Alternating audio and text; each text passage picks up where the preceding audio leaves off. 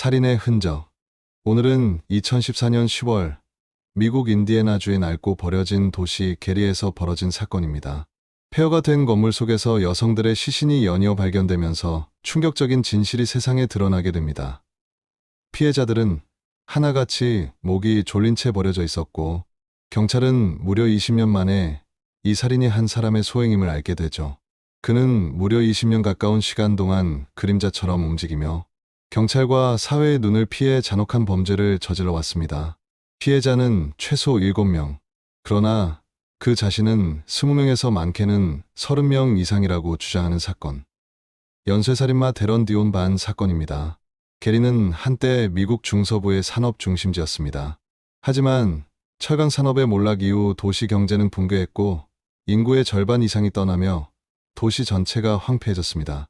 버려진 공장과 주택, 관리되지 않는 지역은 범죄자들의 은신처가 되었고, 특히 성노동자, 약물 중독자 등 빈곤 여성들이 사라져도 누구도 관심을 가지지 않게 되었죠. 이 도시의 현실은 데런반 같은 연쇄살인범에게 완벽한 범행 무대를 제공했습니다. 피해자들이 실종되어도 신고조차 되지 않거나 경찰은 그럴 만한 사정이 있을 거다라며 사건을 가볍게 넘겼습니다. 사회적 무관심, 제도의 허점, 그리고 취약계층에 대한 편견, 그 모든 것이 이 끔찍한 범죄를 가능하게 했습니다.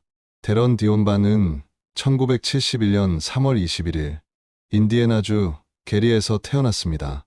불안정한 가정 환경에서 자란 그는 어린 시절부터 잦은 이사를 다녀야 했고 이복 형제와 누나와 함께 자랐습니다.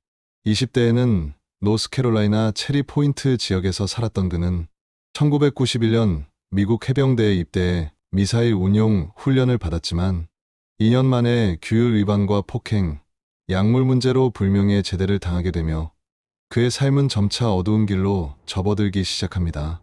불명예 전역을 당하게 된 1990년대 초부터 그의 범죄 기록은 쌓여져 갔습니다. 1995년 자신보다 30살 많은 여성과 결혼했지만 폭력성과 이상행동으로 결국 이혼하게 되었고 2000년대 초 연인이었던 스타 세대를 감금하고 협박하며 잔혹하게 폭력을 일삼았으며 변태적 성관계 거부 시 살해를 예고하기도 하는 등 많은 문제를 보였습니다. 2004년에는 방화 협박으로 체포됐고 2007년에는 성노동자를 폭행한 혐의로 징역 5년을 선고받았습니다. 2013년 출소 후 그는 저위험 성범죄자라는 낙인을 달고 사회로 돌아오게 되는데 그 판단은 앞으로 다가올 살인사건들을 비우는 치명적인 오판이었습니다. 출소 후 1년 후인 2014년 그의 본격적인 살인 행각이 시작됩니다. 데런은 온라인에서 커다란 욕구의 소년이라는 가명을 사용하며 성매매 여성들을 유인했습니다. 그의 표적은 대부분 사회적 약자들이었죠. 성매매에 종사하거나 약물 문제를 가진 여성들, 가족과 연락이 단절된 사람들, 그들은 사라져도 아무도 찾아오지 않았고 데런반은 그 틈을 교묘히 파고들었습니다. 버려진 건물들은 그의 묘지가 되었고 시체는 그곳에 버려지게 됩니다. 피해자들의 실종은 거의 주목받지 못했으며 경찰은 사건들 간의 연관성조차 의심하지 않았습니다. 데런반의 살인은 충동성과 계획성이 동시에 존재했습니다. 때로는 단순한 분노나 충동으로 피해자를 살해했지만 일부는 분명한 동기가 있었죠. 예를 들어 한 피해자는 마약값 40달러를 갚지 않았다는 이유로 살해됐고 또 다른 피해자는 법정에서 증언할 예정이었기 때문에 살해됐습니다. 그는 피해자를 모텔이나 버려진 건물로 유인해 폭행한 뒤 목을 졸라 살해하는 방식으로 범행 방식은 단순하지만 치밀했으며 피해자들은 흔적조차 남기지 못한 채 사라지게 되었습니다. 그러던 중 2014년 10월 17일 19세 성매매 여성 아프리카 하디가 실종됐습니다. 며칠 뒤 그녀는 모텔 욕조에서 시신으로 발견됐고 경찰은 곧바로 조사에 나섰죠. 그녀의 휴대폰 기록을 추적했고 그 끝에서 데런 디온 반을 찾아내게 되었습니다. 체포 당시 그는 하디의 소지품을 가지고 있었고 범행과 관련된 증거도 함께 발견됩니다. 그는 체포 직후 놀라울 정도로 차분하게 자백을 시작했고 경찰을 데리고 버려진 건물들을 돌며 직접 시신이 있는 장소를 지목했습니다. 경찰이 공식적으로 확인한 피해자는 총 7명입니다. 티에이라 베이티 28세, 타냐 게틀린 27세, 소냐 빌링슬리 53세, 크리스틴 윌리엄스 36세, 트레이시 마틴 43세, 아니스 존스 35세, 그리고 마지막으로 19세 아프리카 하디까지. 이들은 모두 버려진 집에서 시신으로 발견되었습니다. 그러나 데런반은 경찰 조사에서 20명 이상을 죽였다고 주장했고, 시카고, 위스콘신, 미네소타 등 여러 주에서 미제 사건과 연관된 정황이 발견됐습니다.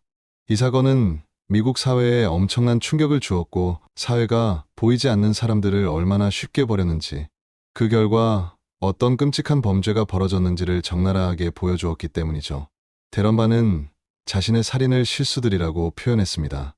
그는 분노 조절 장애 때문이라고 주장했지만 일부 살인은 돈과 복수, 쾌락을 위한 것이었죠. 그는 미 전역에서 더 많은 살인을 저질렀다고 시사하며 일리노이에서는 인디애나에서보다 더 많이 죽였다고 언급하기도 했습니다. 수사당국은 그의 진술을 토대로 전국의 미제 사건을 재검토했지만 그의 진술이 사실인지 여부는 여전히 명확하지 않다고 판단합니다. 검찰은 처음에 사형을 구형했지만 데런반은 유죄 협상을 통해 사형을 피하게 되었습니다.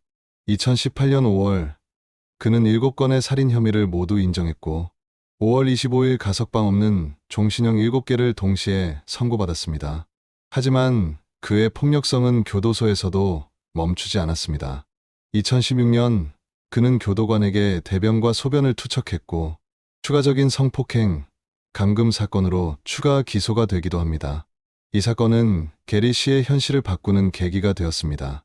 버려진 건물들이 범죄의 온상임이 확인되자 시 당국은 대대적인 철거 프로젝트를 추진했고 자선단체와 정부기관이 협력해 수백 채의 건물을 철거하고 도시 재건을 위한 계획을 수립했습니다. 또한 성노동자와 취약계층 실종 사건에 대한 수사 태도도 개선되었으며 경찰은 이와 유사한 사건에 대해 더 적극적으로 대응하기 시작했습니다. 그러나 여전히 수십 건의 미제 사건이 남아있고 일부는 데런 반과의 연관성이 강하게 의심되고 있는 상황이죠. 데런 디온 반 사건은 단순한 연쇄살인 사건이 아닙니다. 그것은 사회의 무관심, 제도의 허점, 그리고 우리가 외면한 사람들의 비극이죠. 그가 남긴 말처럼 더 많은 피해자가 있다는 진실이 밝혀지지 않는 한 이 사건은 여전히 끝나지 않았습니다. 그리고 지금 이 순간에도 이름조차 남기지 못한 피해자들의 진실은 어둠 속에 묻혀 있죠. 20년간 미국에서 사회적 약자들을 공포로 떨게 만들었던 데런 디온 반의 이야기, 오늘은 여기까지입니다.